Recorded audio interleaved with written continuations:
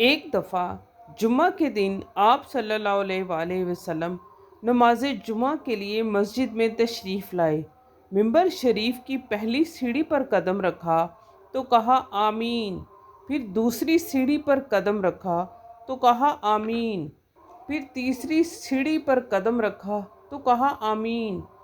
نماز کے بعد صحابہ اکرام نے پوچھا کہ یا رسول اللہ صلی اللہ علیہ وآلہ وسلم، آپ نے آج خلاف معمول پہلی سیڑھی پر قدم رکھا تو فرمایا آمین، پھر دوسری سیڑھی پر قدم رکھا تو کہا آمین، پھر تیسری سیڑھی پر قدم رکھا تو فرمایا آمین، اس میں کیا حکمت ہے؟